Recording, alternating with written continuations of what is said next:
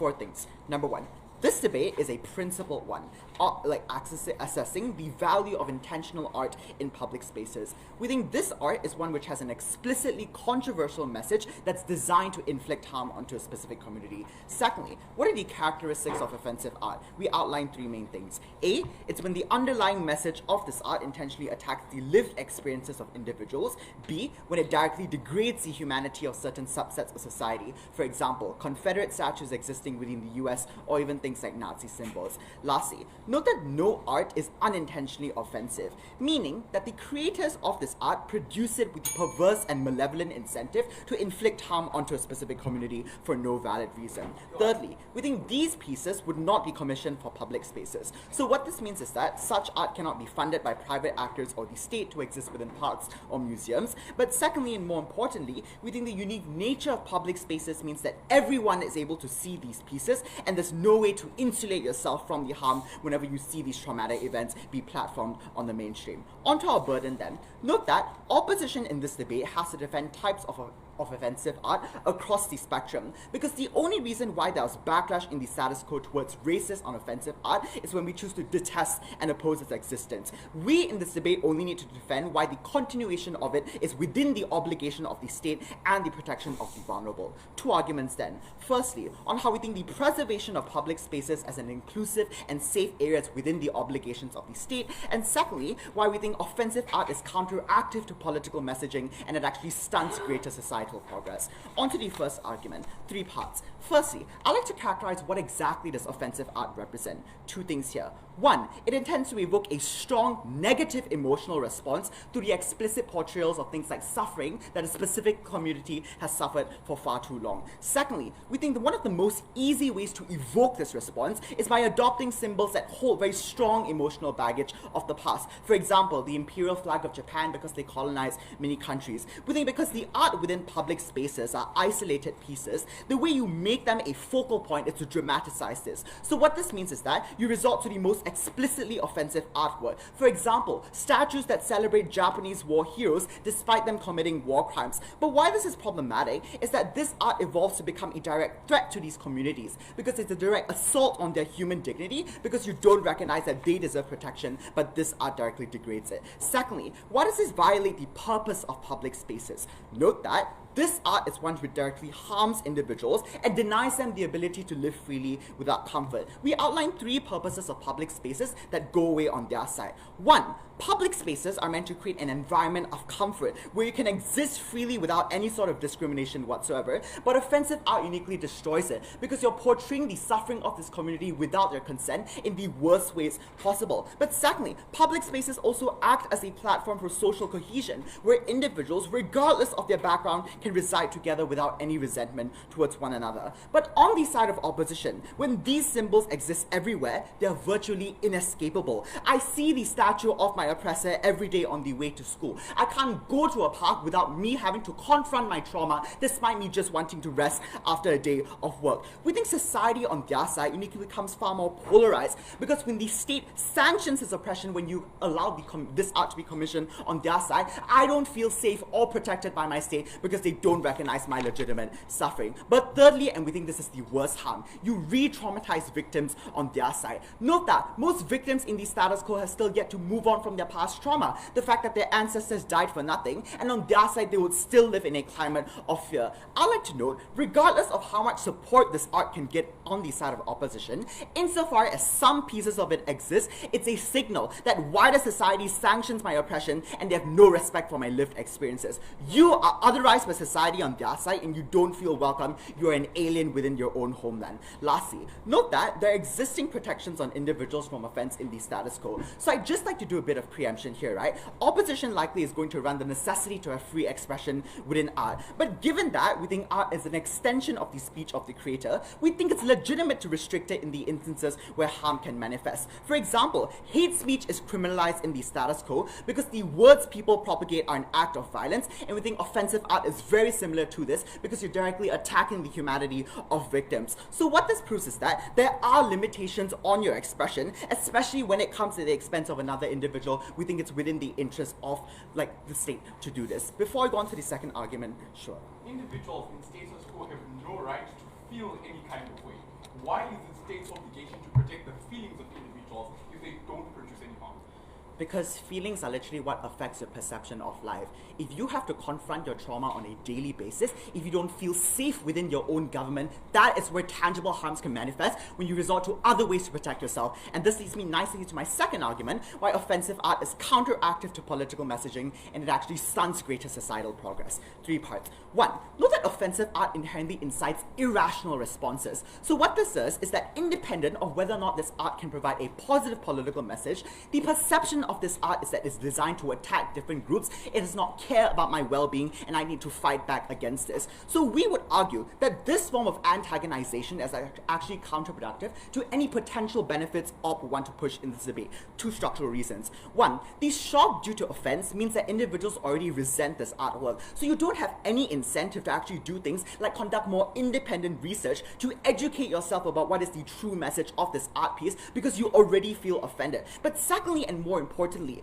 when your humanity is degraded, you resort to retaliation to protect your identity when your fight or flight instincts kick in. To illustrate, when the French comic house Charlie Hebdo published a piece that depicted the Prophet Muhammad engaging in illicit reactions with a young girl, Muslims who were offended literally rioted the shop and blew it up. These are tangible harms that can manifest when we have such art exist, and imagine the extent of harm that could propagate on their side when this exists in the mainstream for everyone to see. Secondly, why does this actually corrupt any political discourse you get on their side? Precisely for any reasons opposition may outline that this piece is shocking, individuals aren't going to enter into discussions to begin with a sound mind, because this art is intentionally anger-driven and it evokes rage within individuals because their identity is being infringed on and they have nothing to do about it. What this means is that secondly, they resort to ad hominem attacks on the creators of this art because the focal point of any discussion on their side devolves to be fixated on the artist as opposed to the intended message of the art, and there are no productive discussions on their side because they eventually get corrupted. Lastly, how does this actually harm the advocacy of social movements?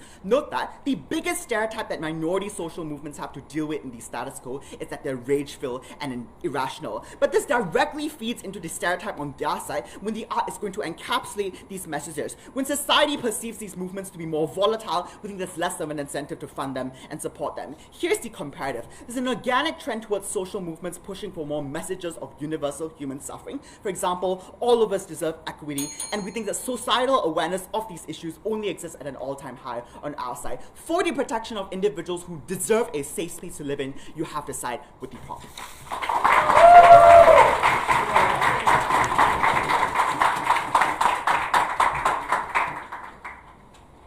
I thank the first opposition speaker for that speech.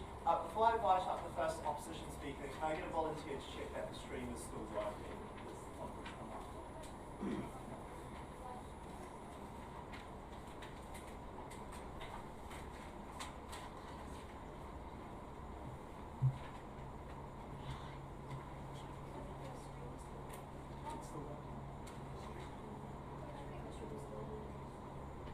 I welcome up the first opposition speaker.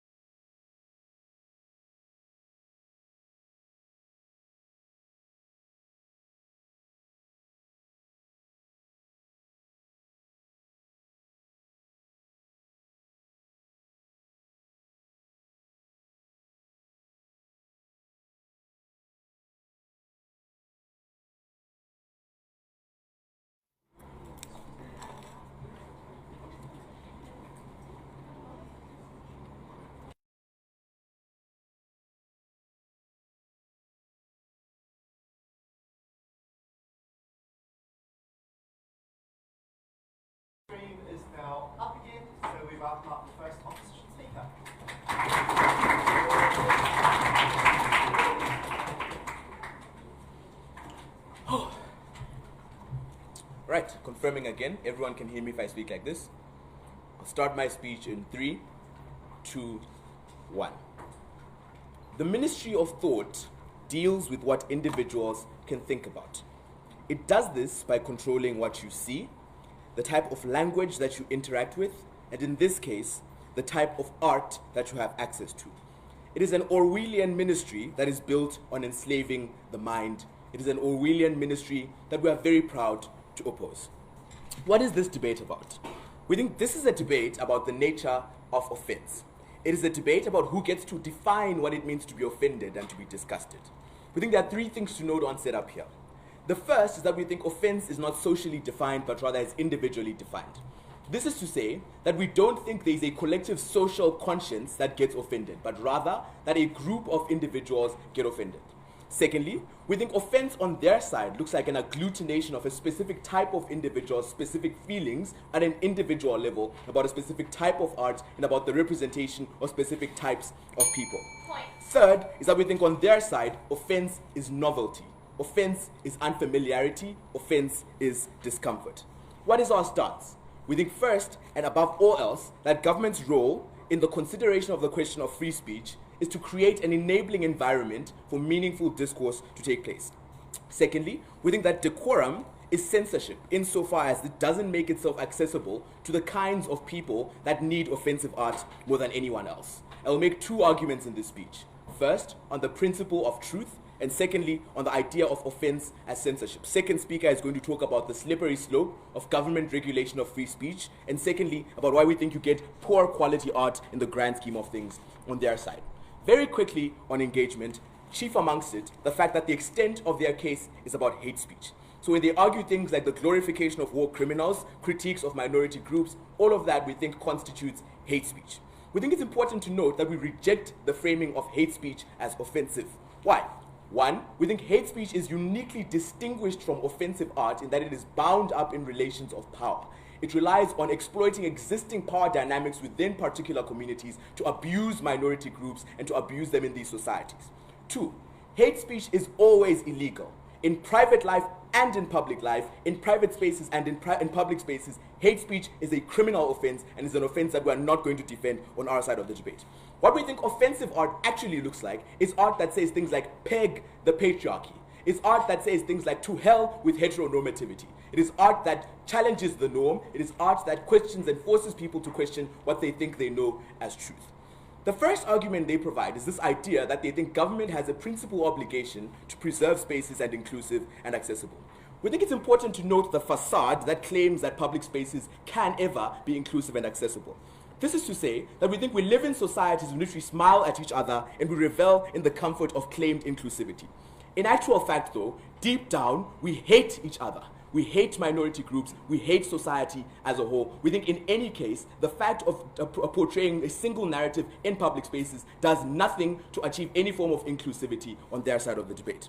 We think, in actual fact, then, that the inclusivity that they achieve on their side is inclusivity that is functionally useless insofar as it is an inclusivity as defined by their side of the debate. 2 things to note, though. First, we think it's important to note that inclusivity is incomplete if it is an inclusivity of person. We think the kind of inclusivity we value on our side is an inclusivity that extends beyond the person, but extends to things like narrative, an inclusivity of ways of seeing the world, an inclusivity that diversifies various perspectives through which the world should be viewed. 2, we think on their side, inclusivity is defined by the majority, whoever that is. We think that is to say that the standard of inclusivity in Nazi Germany was families, Aryan families that had a mother, a father, and 3 children. That is what inclusivity looked like in that world. We don't value that kind of inclusivity insofar as it is only defined by one kind of group. What kind of groups typically define inclusivity on their side of the world? We think these are majoritarian groups, these are the rich, and these are groups that in the majority of instances have access to the kinds of spaces that allow them to define what it means to create inclusive societies. First argument then on the principle of truth. The premise of this argument is that we think truth can only preserve its role as truth insofar as it is capable of defending itself from counter-truths. This looks like how heteronormativity can only dare to claim to be the only form of truth regarding sex, sexuality, and relationships, insofar as it can defend itself from counter-truths that say there are many ways of viewing relationships. We think there are many ways of viewing what it means to enter into loving relationships. The claim of this argument then is that we think government has a principal obligation to enable such attacks on what we know as truthful, because such attacks constitute dialogue, which we think is ultimately valuable to governments. Why? One, because governments are socially contracted to mediate dialogical spaces. We elect governments because we want them to create an enabling environment for us to have conversations, for us to critique what we know to be true, for us to define a more meaningful and more inclusive collective truth. Two, we think discourse is valuable for its own sake. That is to say, even if you reject the premise that they are functional outputs of discourse, the whole idea of creating societies that are dialogical is in and of itself valuable, because it is through dialogue that we construct our societies. It is through dialogue that we define what is valuable to our various communities. The importance of this argument is that it is not contingent on any practical outcomes, but rather speaks to the idea that discourse for its own sake must always be preserved by governments. We think the kind of discourse that we particularly value on our side of the debate is discourse that happens at every level, not only at an individual level where people talk in museums or talk in art, but at a collective level where people see art that is shocking and they talk about why it is shocking to them and why they find it so deeply shocking that two men can kiss, that a woman can wear trousers, and so on. That is the kind of inclusivity we value on our side, but that is the discourse that we think is so incredibly important to the world in which we live in today. Before I move to my second argument on why we think on their side they actually enable the censorship of minority communities, I'll take a POI. If discourse forces vulnerable communities to defend their identity in public, why would you make somebody who's already oppressed defend their sexuality when they're just going to the grocery store? We think it's important to note, as we already mentioned, that the idea of forcing people to defend their identity is already framed out by our analysis of hate speech. That is to say, that when you force someone, and when you even have the capacity to force someone to defend their identity, you have and are exploiting a power dynamic that we think capacitates you to be qualified as a perpetrator of hate speech. That is the kind of world that we support on our side. Secondly then, on censorship, we think it's important to note the kind of world that this debate exists in. This is to say that this is a world of no alternatives for minority communities. It's a world in which minorities have no other means of gaining attention to the various challenges they face in their societies. They don't have access to politics. They are not meaningfully represented in parliaments, in governments, in senates. They don't have access to social discourse because when they try to speak up in their societies, they are shamed for it. The claim then is that if the only way to garner attention to the various challenges of these individuals is through offense, we are very happy to defend that offense. Why? Because we think in the spaces where these people exist, any form of attention is a matter of life and death. This looks like how graffiti about how gay men were dying of HIV and AIDS in the United States in 1970 was in and of itself viewed as offensive in that it forced people to contend with the reality of HIV and AIDS, but also contend with the reality of gay people and their existence in the state, in this particular country.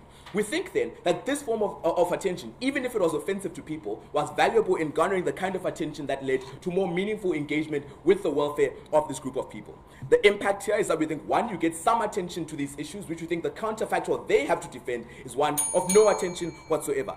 But two, we think you get shock and offense that forces people to go back to their homes and tell their families that I saw the most disturbing thing earlier, let us have a conversation about it. Because that in itself, the act of having conversation and the fact of people not having conversation is the ultimate form of oppression today. If offense is the only means of achieving social change and the alternative is comfort and certainty, frankly, my dears, we don't give a damn. We're very proud to oppose.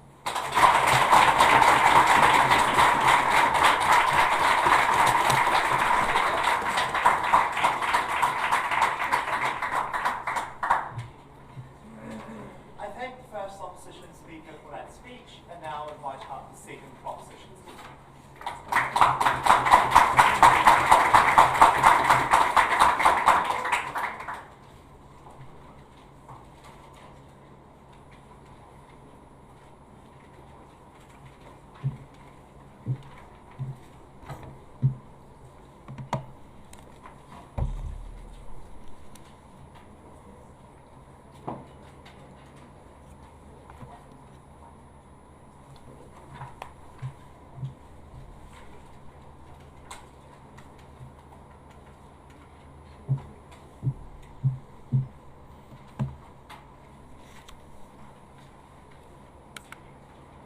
Opposition in today's debate cannot win on a definition of offensive that they made up in prep. Because something can be offensive and something can be hate speech. But something that is offensive doesn't have to be hate speech. But every single form of hate speech is offensive. And that is the stance that we support under proposition. I'm going to talk about two issues in this debate. But before that, dealing with the context from opposition in two ways. One, offense is individually defined and unfamiliar, but that is not hate speech. Again, that is contradictory. If we take a look at the kinds of definition they push from first, offensiveness is something that directly attacks your individuality, something that directly attacks your identity. All of our characterizations and argumentation from first stand. It is about directly attacking the identity of an oppressed group. It's about attacking the ethnicity, the religion, the sexuality of minorities, all of which culminate in individualized forms of attack. But note that the second thing that opposition pushes in their definition, that offense on our side will be defined by a group of individuals and a group of individualized offensiveness. That's literally what it means for a group of people to be offended by something, which means it is not individualized forms of oppression, but rather society-wide oppression. And any form of offense is necessarily an attack on the identity of individuals. But secondly, just to preempt this really quickly, this debate is a principled debate about whether or not public spaces should be controlled by the wealth of private individuals commissioning art. This debate is not about government regulations. We're not banning anything, which means that the second argument coming up from second speaker is already irrelevant, because this debate is purely a principled debate assessing the purpose of public spaces and what they have for populations, not whether or not governments get involved. Two issues then in this speech. Firstly, I'm going to talk about the purpose of public spaces and the obligation of states, because we would note that all of our argumentation from first stands insofar there is no real response other than framing out hate speech as not being offensive. If definitionally hate speech is offensive and therefore is offensive art, then power asymmetries make no difference insofar as somebody in a position of power can also make art that oppresses somebody else. Opposition in this debate wanted to only debate in the context where people who are oppressed made art, but they failed to recognize that empowering speech meant empowering all individuals, not just the ones that they wanted to defend. Firstly, I'm going to talk about discourse in politics, because their discourse is premised upon women, for instance, going to the grocery store defending themselves. They say this is not relevant to this debate, but it very much is. When they say peg the patriarchy, it means that a woman on the way to the grocery store needs to defend that kind of narratives against all the men asking her what this art means. Why do you support it? Do you support it or not? What this means is opposition is bringing politics into a space that is apolitical, uniquely apolitical for the most vulnerable individuals to live a life that they can be protected. They say power asymmetry is not part of this debate, but all of their benefits on alleviating minorities are contingent on challenging all of those power asymmetries that exist, which means that if you enter a public space, you need to tell the patriarchy that this is not something I stand for. But not all women want to be activists. Not all oppressed individuals want to fight for their identity. They just want to go to the grocery store, but opposition forces all of them in their defense of truth that individuals don't even want and have other avenues of accessing, which I will talk about more in my issues. Secondly, opposition says states don't protect the feelings of people. Every experience I live through is a feeling. Our case is about the nuance of what the feeling represents. We told you that the preservation of oppressive symbols of the past is an implicit affirmation of the past administration's policies and discriminations. It looks like the post-Nazi government enshrining, if they enshrine the swastika, it would be saying that all of these oppressive views have room in our modern society. Eradicating the symbols of oppression of the past is the way to move forward. And if opposition says it's just about feelings, then it's not about feelings. It is about enshrining a society that doesn't respect you. It is about affirming the kinds of views that exist. If it is true that art has no meaning, then this debate does not exist. The debate must presume that art has some form of power, and that is why the power is worse leveraged off of the most vulnerable individuals. But secondly, the feeling of safety is necessary then for political participation and self-actualization. So even if we don't buy our case about this being a principled right, individuals need to feel safe in order to go out into public, and that is what we defend. But lastly, people will feel what they feel. Our case was about the consequence of such feeling. We told you two things. Firstly, that this poisons the political climate and makes all of the attacks ad hominem attacks. So if they are talking about political discourse, you worsen political discourse insofar it is not about constructive feedback, it's about making the most shocking, visceral, sensationalized piece of art that really doesn't say anything at all. But secondly, we think in fact makes things far worse insofar as that irrationality forces people to react in ways that are irrational. Opposition cannot fiat that people are going to respond in a positive way, and we're going to outline why there are positive trends towards inclusion. What happens on opposition is that people feel directly attacked. The privileged feel as if their morality is being threatened right now they feel sympathy, and they're willing to vote for your issues based off of a conceptualization of human rights. But when you tell them every single thing you enjoy is a byproduct of oppression, they are incentivized to go against you, incentivized to delegitimize the movement at its core. But crucially, they force unwilling civilians to participate in public defenses of their identity, and that is a harm that they cannot claim. What is the weighing of the stakeholders in this debate then? Two things. One, their principles of truth and overcoming oppression are contingent on mechanistic outcome. If I prove that their art doesn't actually lead to good political inclusion, then they don't get to claim the benefits of helping minorities. What is the benefit then? Secondly, our case immediately and inherently creates safe spaces for minorities, absent of any mechanistic tension, which I'll prove in my second issue, but before I go on, go. Even if we accept your restrictive characterization of hate speech, you still don't show why we think, like, the fact of putting hate speech in the public eye allows people to mock and shame it and criticize it, which overall leads to better societies for everyone. Okay, let's look at this here. What is really restrictive? Opposition says a restrictive characterization is what we said, which is everything that people are offended by is offensive. Opposition characterization is really the one that is restrictive when they say only a specific form of speech from a specific group of individuals can be characterized in this debate. But secondly, the concept of contradiction and arguments have already existed in our arguments from first, which is that any criticism will engage in a way that is irrational and engage in more violence. So with any kinds of political discussions on opposition, they only create more counterproductive discussions in two ways. One, it is because with the globalized conceptualization of human rights, there is already moderation, that the Black Lives Matter movement was the key voting issue in the American elections. It means that what you have to do now is reach a moderate ground, not continue to antagonize people who are already on your side. This is important because critical mass is now important, not forcing people to believe in your issues when these are issues that are already visceral and relevant. But lastly, the third substantive on how opposition erodes the fragile peace in states with racial tensions, we say in instances where there is little power asymmetry between actors involved, it worsens simmering tensions and plunges communities into conflict, i.e., communities fresh off of conflict, the post-Malaysian unification, post-Rwandan genocide. The upward battle for peace for integration happens with the integration of individuals and the humanization of parties when they interact in a neutral and safe space. Conversely, opposition forces the trip to the grocery store to be reminded of your visceral political differences, the reminder of your divisive conflict. Politics will exist in a political sphere. They exist on national TV. They exist on debate forums. But it happens where individuals can be safe, can be protected, and not forced into a conflict that they never wanted to be a part of. This debate was about public spaces, not about politics, and opposition needs to engage in second.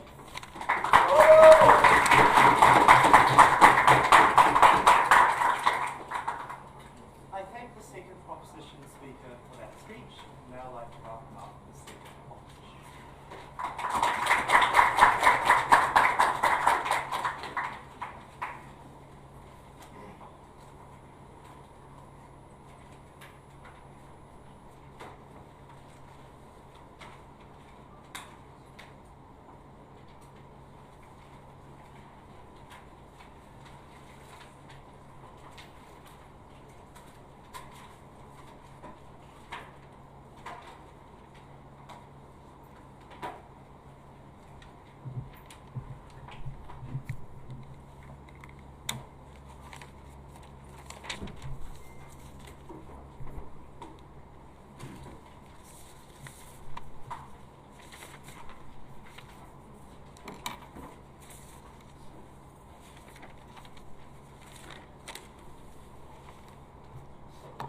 All right, am I audible?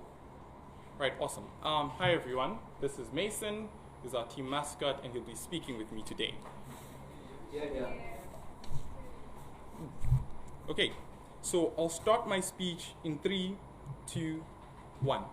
They tell you that your history is offensive, that pictures of your forebears in shackles as a protest against what the current state of affairs still looks like is offensive to them, and they don't want it to be seen or to be shown in public spaces. That is a characterization that we reject. That is something that we are not willing to stand for. There's 3 things that I'm going to talk about in this speech. Firstly, opposition strategic flaws and why they can't win on their characterization of the debate. Secondly, the key clashes that happen in the first 3 speeches. And then finally, I'm going to give you an extension on why we think they directly entrench ideals of government government and further power dynamics. Firstly, let's talk about their characterization of public spaces and the purpose of public spaces. They tell you that public spaces are spaces that are communally owned, spaces where every single individual should feel safe and we can hold hands together and sing kumbaya and be happy with our lives. There's a few key problems with this. We think, panel, the nature of the state of affairs within society is one in which individuals are unhappy with each other, one in which so many individuals have tensions and so many problems with them. We think the purpose of public spaces in themselves is a capacity to interact in those interact in those form of tensions and to directly solve the conflicts that exist. We don't think public spaces are spaces where we merely pretend to be happy with each other and hate each other and continually perpetuate hate crimes and things that they characterize. We think these are places that are very important for social discourse to happen and for the direct interaction of the problems that exist within society. The second, they tell you that this debate is about hate speech. They tell you that this debate is about individuals who directly contribute to hate speech within society and tell you things that are actively harmful towards individuals. I think we need to characterize what hate speech looks like, because Muko already frames it out in first speech, but they bring it back in second. Note, he explains to you that hate speech is directly entrenched in power dynamics. That is to say, in most instances, hate speech directly leads to violence and so many other things. The reason why hate speech is illegal and can't be the context in which the debate exists in status quo is because we think that the power dynamics that exist therein don't allow for discourse to happen in the first place. But fine, let me be very charitable and take them in their best case scenario and say this debate is about hate speech. Why do we think that they still can't win this debate? Two key reasons here. We say, firstly, when you directly take hate speech on their side, particularly in terms of art, and make it illegal and say individuals cannot be commissioned to do this type of art, you do a few things within that society. One, we still think the people who are going to perpetrate that type of hate speech and that hateful conversation are individuals who still exist within these societies. They still hold that hate for those individuals and they still have active incentives to want to harm those individuals. What does it mean when they can't let it out into public spaces and you have discourse about it? We think the likely outcome is those individuals take up active means of wanting to harm the minorities that they talk about. But secondly, I think we need to note then what happens in our world. We think in our world, when you have that conversation about those hate speeches, we think you allow for individuals within societies to ridicule people. We think if you were to walk in this debate room right now wearing a Nazi symbol, the intention within everyone in this room is to say this person is ridiculous and we don't take them seriously because you share such hateful sentiments. On their side, when they tell you that it's illegal to even show these things in the first place, what's likely to happen is if you still have the courage to do that, you become a way more dangerous person and you entrench even more fear on their side because you're someone who is willing to go to illegal means just to show individuals that you hate them. We think that the hateful power dynamics are even way worse on their side. But that's just being charitable. We don't think that this debate can be characterized underneath hate speech and what hate speech looks like. Let's talk about minorities here, right?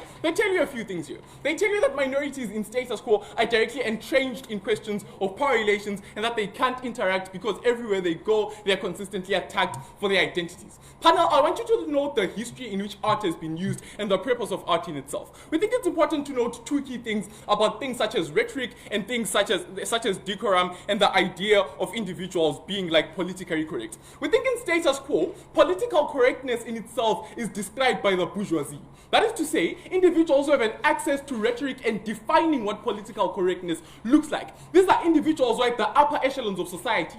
In most instances, those are the very same individuals who tell you what do we describe as political correctness, what do we describe as offensive, and what do we describe as inherently being hateful towards the rest of society. What does this mean on their side? It means any attempt by minorities to have any form of discourse is likely to be characterized as offensive and is likely to be restricted and removed from those societies. This is important for a couple of reasons. Because best case, they tell you that some hateful individuals within the societies are going to paint a few murals about black people and tell you that this is what's wrong with them. We think there's a few key things that they don't understand. The history of art in itself has been one that has been actively used by minorities to call out things within society. We think at the height of racist America was the idea that a black person and a white person could not be in a relationship with each other. If you painted a picture of that in a public space, that would count as offensive and that would be something that would not be commissioned on their side. We think minorities have a history of using art in protest, a history of using art as a means to make sure that they are heard and that they are understood within the societies. That is something that they do not engage with. But before I continue, yes?